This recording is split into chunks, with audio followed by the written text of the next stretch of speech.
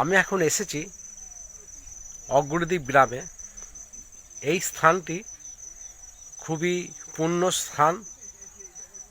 এই স্থানে নবদ্বীপ হইতে যখন শ্রীচৈতন্য মহাপ্রভু এই নগর কীর্তন করতে করতে গ্রামে গ্রামে ঘুরতেন, তখন এখানে গোবিন্দ ঘোষের সঙ্গে তার পরিচয় হয়। আর গোবিন্দ ঘোষ নামটা আপনারা জানেন কেন অগ্রদ্বীপ বিখ্যাত। তা শ্রীচৈতন্য মহাপ্রভু এখানে এসে গ্রামে গ্রামে ভিক্ষা করতেন, হরিনাম সংকীর্তন করতেন, নাম বিলিয়ে থাকতেন গ্রামে। তা উনি দ্বিতীয়বার যখন এই গ্রামে আসেন তখন বিশ্রাম নিয়েছিলেন যে জায়গায়, সেই স্থানেই আমি দাঁড়িয়ে আছি। এটা পুণ্যভূমি। আপনারা অনেকেই গোপীনাথ মন্দির দর্শন করতে আসেন, কিন্তু এই স্থানটি অনেকজনাই এড়িয়ে যান। পারলে আসবেন, এই স্থানে দেখে যাবেন। এখানে একটি বড় বটগাছও ছিল, সেটি কালের গ্রাসে সব নষ্ট হয়ে গিয়েছে। পাশে গঙ্গা নদী ছিল, নদীও অনেক দূর এখন চলে গিয়েছে। আমি আপনাদের দেখাচ্ছি সেই স্থানটি।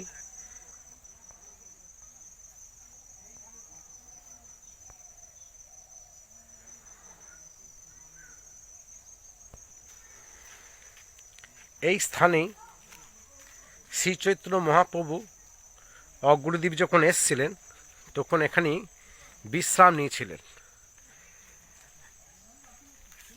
এটি একটি ফাঁকা মাঠের মধ্যে আমবাগানের ভেতরই আছে মন্দিরটি। এখানে একটি বটগাছও ছিল, বটগাছটি এখন আর নেই, নষ্ট হয়ে গিয়েছে। দেখাচ্ছি মন্দিরটি আমি।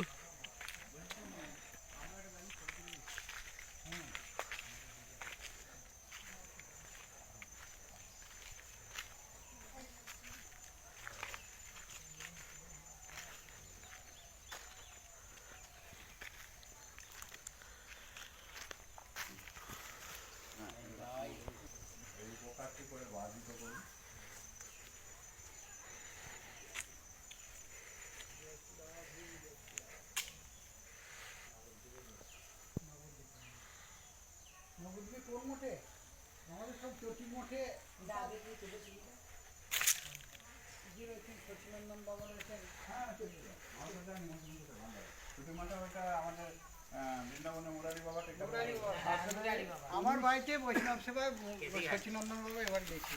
আমার বাড়িতে বৈষ্ণব সেবা উনি হচ্ছেন পরিব্রাজক সারা ভারতবর্ষে ঘুরে বাবা, কেশব বাবা, তারপরে কেশব বাবা যেটা সুন্দর বাবা, তারপরে আবার ওই আমাদের মাছি যে রান্না করে, আমরা মাছি বলি।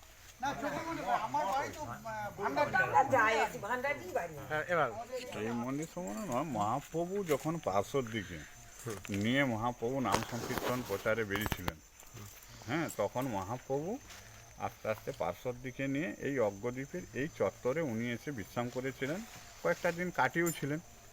তো তখন মহাপ্রভুর যে সেবক গোবিন্দ ঘোষ, মাধব ঘোষ আর বাসুদেব ঘোষ, এই তিনজন ভাই, ওনাদের শ্রীপাঠ হচ্ছে ওইখানে ওইখানে শ্রীপাঠ আছে। আমি একটু পরে বলছি, এই মুহূর্তে মনে পড়ছে নি। কুলাই গ্রাম, কুলাই, ভান্ডার গড়িয়ার ওইদিকে কুলাই। তো ওই তারই এক ভাই হচ্ছে গোবিন্দ ঘোষ, মহাপ্রভুর সেবক ছিল। মহাপ্রভু যখন এসে ভিক্ষাবৃত্তি করে যখন সেবা করে বসেছে, তখন একটু মুখশুদ্ধির জন্য হরিতকি একদিন এনেছে, একটু দেরি হয়েছে। তারপরের দিন মহাপ্রভু সেবার জন্য একটু হরিতকি একটু আঁচলে বেঁধে নিয়ে এসেছিল। সঙ্গে সঙ্গে দরকার হলে কোথায় পাবে, প্রভুর সেবার জন্য। শুধু সেই তখন রেখেছে। আজকে প্রভু দেখলো যে এত তাড়াতাড়ি গোবিন্দ ঘোষকে চা মাত্র আজকে হরিতকি দিয়ে দিল। তখন গোবিন্দ ঘোষ বলল, প্রভু কালকে কোথায় পাবো, তাড়াতাড়ি আপনার সেবার জন্য একটু সংগ্রহ করে সঞ্চয় করে আমি রেখেছিলাম। তখন প্রভু বলল, কৃষ্ণ আজকে দিয়েছে, সে তো কালকেও দিবে। প্রভু জুটাবে এই বিশ্বাস নাই, এ তো সংসারী যে সঞ্চয় ধর্ম, তো আমার সঙ্গে চলার উপযুক্ত নয়, তুমি এখানে থাকো। সবই প্রভুর ঝিকে মেরে বউকে শিখানা। হ্যাঁ, মহাপ্রভু তার নিজ জনকে দিয়ে আমাদের মতন পতিত অধম জীবকে একটা শিক্ষা দেওয়া, এবং এইখানে উনি ওনাকে রেখে গেলেন। মহাপ্রভুর সব পার্শ্বদগণ সবাই এক একটা অস্ত্র ছাড়া যেমন যুদ্ধ করা যায়নি, তেমনি সমস্ত জায়গায় বৃন্দাবন দাস ঠাকুরকে নিত্যানন্দ প্রভু একটু হরিতকির জন্য ওইখানে রেখেছেন দেনুড়ে, এনাকে এইখানে রাখলেন। বিভিন্ন কালাকৃষ্ণ দাসকে আকাইহাটে রাখলেন, ওখানে নুপুরকুণ্ড আছে।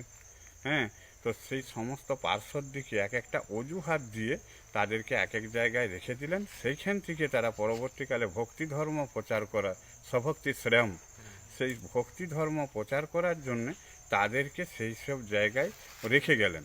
এবং আমাদের মতন পরবর্তীকালে আপামর এই যে জনসাধারণ, আমাদের মতন পতিত পাষণ্ড, জাস্ট আমার মতন মাদ্রিস ভক্ত, আমাদের বললে সবাইকে বোঝাবে, আমি বাদে সবাই বৈষ্ণব বা ভক্ত, আমার মতন ব্যক্তিকে উদ্ধার করার জন্যই হয়তো তার এই উদ্ধারের লীলা অনুষ্ঠিত হয়েছে।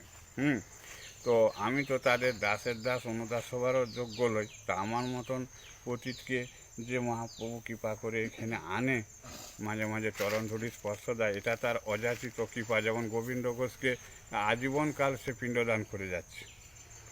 এটা কি কোনো স্বীকৃতি বা পুণ্য বলে হয়? তো আমার মতন পতিত জীবকে যে মহাপ্রভু এখানে তার চরণ ধূলির এই মানে একটু মানে স্পর্শ দানের সুযোগ দেয়, হ্যাঁ, এটা তার অযাচিত কৃপাকারী প্রভু, তার অযাচিত কৃপার এইটা ধর্ম বসেই হয়, আমার কোনো যোগ্যতার বিশেষে হয়নি। আমি আর কি বলবো, তাকে বলার প্রকাশ করার ভাষা আমার নাই, সে আপনার স্বয়ং প্রকাশিত, তাকে আমি আর কি বলবো। আমার বলার মতন ভাষাও নাই, আমার বলার মতন শক্তিও নাই। শ্রীকৃষ্ণ চৈতন্য যা বলান সেই আমি বলি। তা এইটুকুনি মোটামুটি কথা। এইখানের যে চরণ ধূলি বোম্বা শিবের বরেণ্য, এক একটি রজনীখনা কোটি কোটি চিন্তামণিকে তুচ্ছ করতে পারে গৌর মণ্ডল ভূমি, যে বা মানে চিন্তামণি অবস্থা তাহারই বজভূমে বাস। তো এইগুলা তো সাধারণ জায়গা নয়, এগুলো স্বয়ং বৃন্দাবন সময় জায়গা, বৃন্দাবনের এক প্রকাশ্য। তো অতএব এইখানে সেই দিব্যলীলা অনুষ্ঠিত হয়েছিল। আজকে আমি আপনারা সবাই এখানে উপস্থিত হয়ে এই চরণ ধূলের আজকে ভাগিদার হয়েছি। তো এটা আমাদের গুরুদেবের অযাচিত কৃপাই মানতে হবে।